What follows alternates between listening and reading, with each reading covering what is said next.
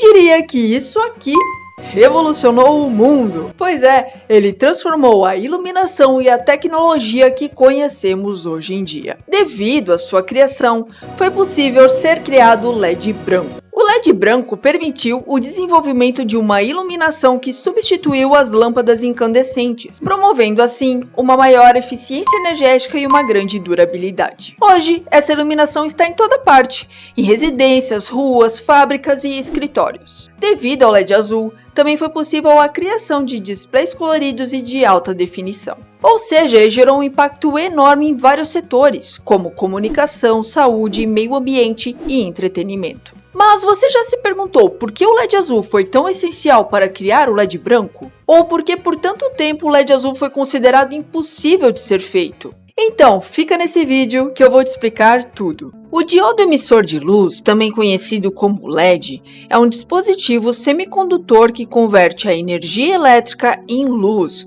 por meio de um processo conhecido como eletroluminescência. Tá, mas como isso ocorre? Para esse processo ocorrer, é necessário de uma estrutura semicondutora composta por uma camada do tipo N, região com excesso de elétrons, e uma camada do tipo P, região com falta de elétrons. Beleza, mas o que isso significa? Vamos para um exemplo. Um LED vermelho é geralmente fabricado a partir de compostos de galho e arsênio, resultando em um material semicondutor puro conhecido como arseneto de galho-alumínio, onde, em uma determinada região, que podemos chamar de camada N, o dopamos com impurezas que adicionam elétrons extras, tornando essa região rica em portadores de carga negativa. Já a outra região, a camada P, é dopada com impurezas que criam lacunas, que seria a falta de elétrons. Essa falta de elétrons podemos representar como uma carga positiva. No momento em que as camadas P e N são unidas, na junção entre essas duas camadas, os elétrons, na parte onde há excesso de elétrons, acabam migrando para a parte onde há a falta de elétrons. Porém, chega um ponto onde isso não ocorre mais, pois acaba surgindo uma barreira nessa junção, chamada de zona de depleção, fazendo com que assim os elétrons não tenham energia para ultrapassar essa zona, ou seja, não ocorre mais um movimento entre essas duas regiões.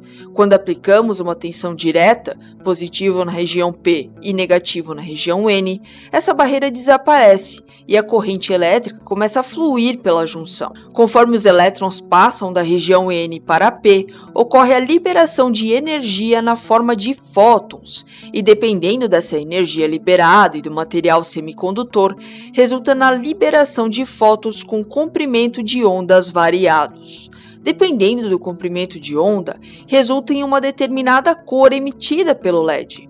Para o LED vermelho, por exemplo, a junção PN produz fótons de baixa energia, equivalentes ao comprimento de onda de cerca de 620 a 750 nanômetros, que o nosso cérebro interpreta como sendo a luz vermelha. Ao contrário das lâmpadas incandescentes tradicionais que produzem altas temperaturas para emitir a luz, no LED o processo ocorre em temperatura ambiente. Os LEDs têm como principais características a sua alta eficiência energética, ou seja, a sua baixa dissipação de energia, consumindo 90% menos energia do que uma lâmpada incandescente tradicional. Longa vida útil, podendo durar até 50 mil horas de uso, que se compararmos com a lâmpada incandescente, que tem uma vida útil de mais ou menos 2.000 horas, acaba durando 25 vezes mais. Normalmente os LEDs modernos não queimam ou falham com facilidade, apenas perdem o brilho com o tempo. Ou seja, podemos dizer que eles também são robustos, sendo adequados para várias aplicações, como iluminação pública e entretenimento. Mas qual foi a primeira cor de LED criada? O LED vermelho foi a primeira cor criada, desenvolvido em 1962 por Nick Holoniak, que era o engenheiro da General Electric. Ele usou o material arseneto de galho dopado com fósforo para criar o primeiro LED visível, que emitia a luz vermelha. Esse LED vermelho foi considerado o primeiro LED visível criado e um marco na história da tecnologia de iluminação. Inicialmente, os LEDs eram utilizados somente para indicar a situação de um equipamento eletrônico, como nas televisões e nos rádios, indicando se o aparelho estava ligado ou não. Alguns anos depois, já no final da década de 1960, surgiu o LED amarelo, sendo usado o material fosfato de alumínio, índio e galho, que gera comprimentos de onda na faixa de 565 a 590 nanômetros, que o nosso cérebro interpreta como sendo a luz amarela. Os LEDs verdes também já foram desenvolvidos alguns anos depois, em 1975, sendo utilizado o material fosfeto de galho, que foi aprimorado para emitir a luz verde, emitindo comprimentos de onda na faixa de 500 a 565 nanômetros. Embora os LEDs verdes iniciais fossem menos brilhantes e menos eficientes do que os LEDs vermelhos, eles foram essenciais para a criação de objetos de sinalização. Agora, o LED azul foi criado somente em 1993. Então, por que demorou tanto tempo para o LED azul ser criado? Por que ele era tão necessário ser feito? Por que precisavam tanto dele? E por que na época ele era considerado impossível de ser feito?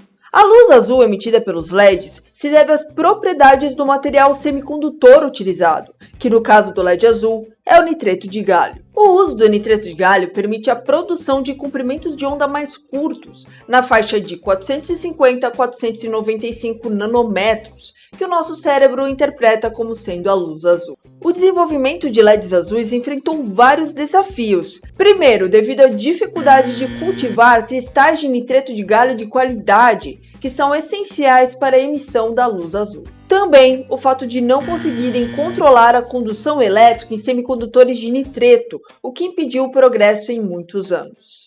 As primeiras tentativas foram prejudicadas devido à baixa qualidade do cristal e baixos rendimentos, já que os métodos disponíveis na época eram inadequados para criar camadas de nitreto livres de defeitos. Antes dessas descobertas, a baixa qualidade dos cristais de nitreto de galho, devido aos seus defeitos e inconsistências, fez com que ele fosse considerado algo impossível de ser feito na época. Mas então, quem inventou o LED azul? A invenção do LED azul foi possível devido a Sushi Nakamura, que juntamente com Isamu Akazaki e Hiroshi Amano fizeram avanços significativos no desenvolvimento da tecnologia de nitreto de galho. Em 1993, Nakamura teve sucesso no desenvolvimento de cristais de nitreto de galho de alta qualidade, conseguindo também controlar a sua condução elétrica. Isso permitiu a produção de LEDs azuis brilhantes e lasers semicondutores também, revolucionando a tecnologia de iluminação e levando à criação da luz branca. E para vocês terem uma noção, essa descoberta ela foi tão revolucionária